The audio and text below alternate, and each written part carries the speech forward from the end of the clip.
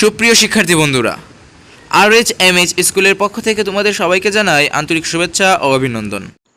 আজকে আমি তোমাদের জন্য অর্থাৎ 2021 সালের SSC পরীক্ষায় অংশগ্রহণকারী শিক্ষার্থীদের জন্য যে প্র্যাকটিক্যালগুলো রয়েছে তার সমাধান নিয়ে হাজির হয়েছি।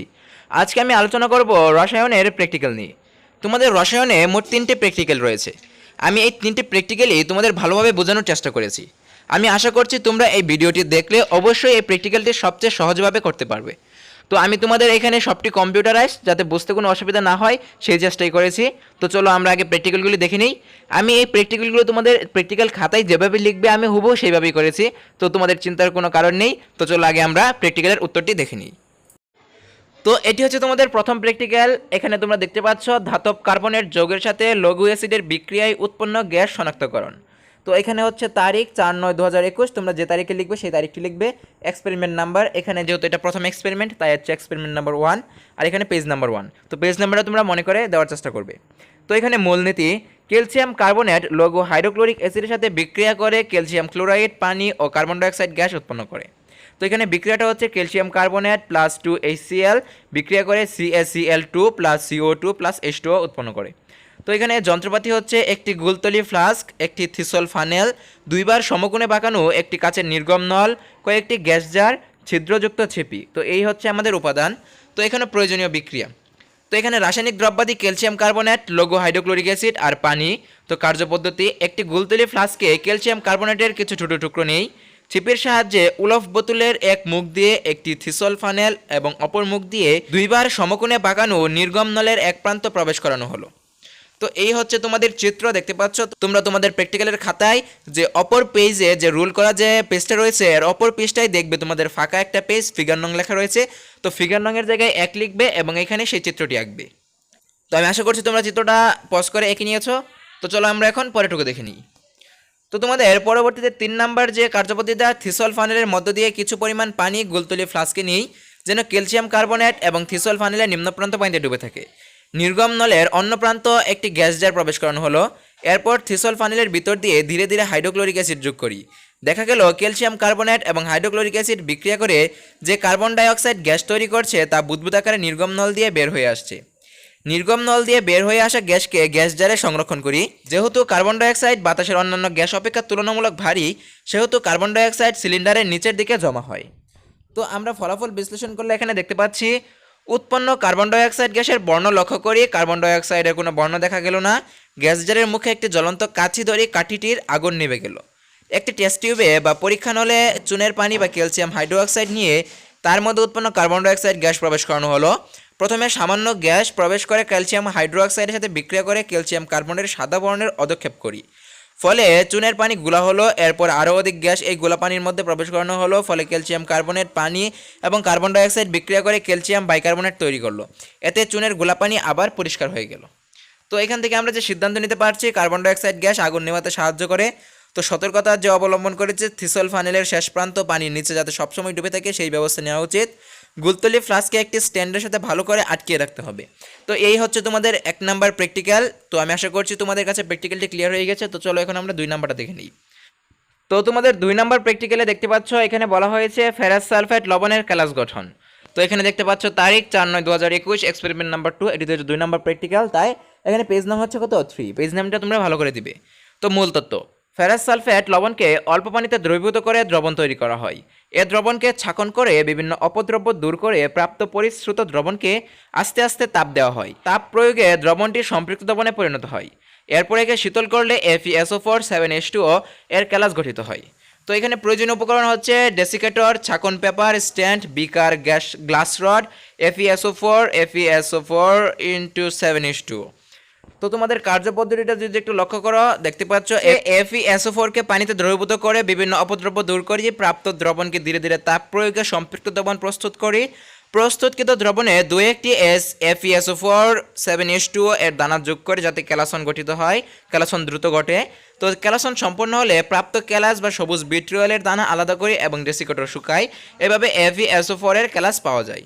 তো এখানে দেখতে পাচ্ছ তোমাদের চিত্র, এই চিত্রটি এই একটি চিত্রই তোমাদের 2 নম্বর অ্যাসাইনমেন্টে আঁকতে হবে, চিত্র FeSO4 লবণের ক্যালাস। তো তোমাদের পরবর্তীতে দেখলে ফলাফল বিশ্লেষণ করলে আমরা পাই সম্পৃক্ত FeSO4 দ্রবণে সবুজ ভিট্রিয়লের দানা যোগ করা হয় যাতে ক্যালাস গঠন ভালো হয়। তবে অনেকক্ষণ ধরে শীতল করলে বড় আকারের ক্যালাস পাওয়া যাবে, কিন্তু ক্যালাসের পরিমাণ কম হবে। যদি দ্রুত শীতল করা হয় তবে ছোট আকারে ক্যালাস গঠিত হলেও ক্যালাসের পরিমাণ বেশি হবে। সতর্কতা, দ্রবণ সম্পৃক্ত করার সময় দ্রবণ যেন না ফুটে সেদিক খেয়াল রাখতে হবে।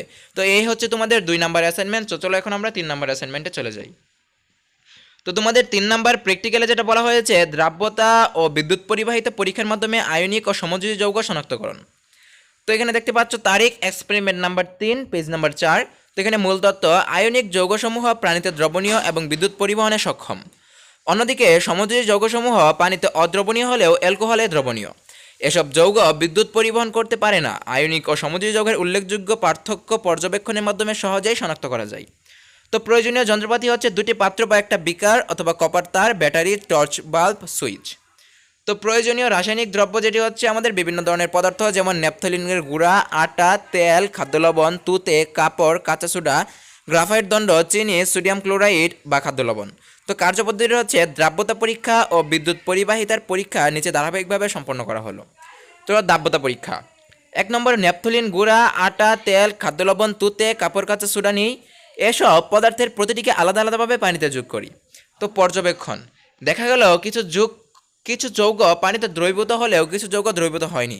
পর্যবেক্ষণের ফলাফল খাতায় লিপিবদ্ধ করি। আমি যেভাবে লিখেছি তোমরা হুবহু এইভাবেই লেখার চেষ্টা করবে। তো এখানে দেখতে পাচ্ছ তোমাদের এখানে যৌগ এখানে হচ্ছে পানিতে দ্রবীভূত হয়েছে কিনা। তো ন্যাপথলিন দ্রবীভূত হয়নি, আটা দ্রবীভূত হয়নি, তেল দ্রবীভূত হয়নি, খাদ্য লবণ দ্রবীভূত হয়নি, তুতে দ্রবীভূত হয়নি, কাপড় কাঁচা সোডা দ্রবীভূত হয়নি। এই যে এইভাবে তোমরা এখানে ছক করে তারপর এই গড়টা লিখবে। তো চলো এখন আমরা বাকিটুকু দেখে নিই।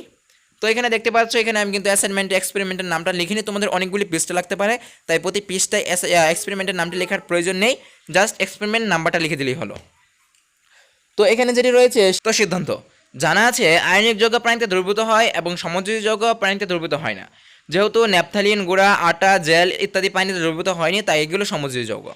অন্যদিকে খাদ্য লবণ, তুতে, কাপড় কাঁচা সোডা পানিতে দ্রবীভূত হয়েছে, অর্থাৎ এগুলো আয়নিক যৌগ। তবে কিছু কিছু ক্ষেত্রে ব্যতিক্রম দেখা যায়, চিনি সমযোজী যৌগ হলেও পানিতে দ্রবণীয়। তো বিদ্যুৎ পরিবাহিত পরীক্ষা, এটা বিদ্যুৎ পরিবহন করে কিনা সেটা আমাদের পরীক্ষা করতে হবে। তো 1 নম্বরে, খাদ্য লবণ NaCl আয়নিক যৌগ এবং চিনি সমযোজী যৌগ। মুষ্টিপাত্রের একটিতে খাদ্য লবণ ও অপরটিতে চিনি নিয়ে তাতে পানি যোগ করি। এর ফলে খাদ্য লবণ ও চিনির দ্রবণ তৈরি হলো। 2টি গ্রাফাইট দণ্ডের সাথে কপার তার যুক্ত করি। কপার তারের সাথে সুইচ, টর্চের বাঁক যুক্ত করে বর্তনী তৈরি করি। এবার বর্তনী 2টির গ্রাফাইট দণ্ডগুলো চিত্রের মতো করে পাত্রের দ্রবণে নিমজ্জিত করি। তো এইখানে দেখতে পাচ্ছ এই যে চিত্র, এই চিত্রের মতো তোমরা এইটাই হচ্ছে তোমাদের এই অ্যাসাইনমেন্টের এই প্র্যাকটিক্যালের চিত্র। তো এবার 2টি ক্ষেত্রে সুইচ দিয়ে দিই। তো এখানে এই চিত্রটা আমি যেভাবে এঁকেছি তোমরা এভাবে আঁকার চেষ্টা করবে, এভাবে আঁকলেই এটাই তোমাদের মেন চিত্র। তো আমরা এখন যদি পর্যবেক্ষণ করি তাহলে আমরা দেখতে পাচ্ছি খাদ্য লবণের দ্রবণের পাত্রের বর্তনীর সাথে যুক্ত বাঁকটি জ্বলে উঠলেও চিনির পানিটির বর্তনীর সাথে যুক্ত বাঁকটি জ্বলেনি, এখানে বাঁক হবে। তো ফলাফল বিশ্লেষণ, খাদ্য লবণ আয়নিক যৌগ এবং এর দ্রবণের ক্ষেত্রে বিদ্যুৎ উৎপন্ন হয়েছে, অর্থাৎ আয়নিক যৌগের দ্রবণ বিদ্যুৎ পরিবহনে সক্ষম। অন্যদিকে চিনি যৌগ বলে এর দ্রবণটি বিদ্যুৎ উৎপাদন করতে পারেনি। সিদ্ধান্ত, আয়নিক যৌগে মুক্ত ইলেকট্রন বা মুক্ত আয়ন বিদ্যমান, এ মুক্ত আয়ন বা ইলেকট্রনগুলো বিদ্যুৎ পরিবহন করতে পারে বিধায় আয়নিক যৌগ বিদ্যুৎ পরিবাহী। তো সুপ্রিয় শিক্ষার্থী বন্ধুরা, এই হচ্ছে তোমাদের এই রসায়নের প্র্যাকটিক্যাল। তোমাদের রসায়নে মোট 3টি প্র্যাকটিক্যাল রয়েছে, তাই আমি এই 3টি প্র্যাকটিক্যাল তোমাদের দিয়ে দিয়েছি। এখানে ফেরাস সালফেটের আমি যে এটা দেখিয়েছি তোমাদের প্র্যাকটিক্যালটা, ওই প্র্যাকটিক্যালটা সবচেয়ে সহজ, সবগুলি প্র্যাকটিক্যালের চিত্র আঁকতে হবে। তো বারবার বলছি তোমাদের চিত্রটা পিছনের পেজে ফিগার নঙে আঁকবে এবং উপরের চিত্রের নাম্বারটা দিয়ে দিবে, ফিগার নং 1, ফিগার নং 2, ফিগার নং 3। তো আমি আশা করছি তোমাদের কাছে এই প্র্যাকটিক্যালটি সহজ লাগবে। এবং আজকে এ পর্যন্তই। তোমরা যারা এখন আমার চ্যানেলটি সাবস্ক্রাইব করোনি তারা অবশ্যই আমার চ্যানেলটি সাবস্ক্রাইব করে পাশে থাকা বেল বাটনটি অন করে দাও। তো ধন্যবাদ সবাইকে, আসসালামু আলাইকুম।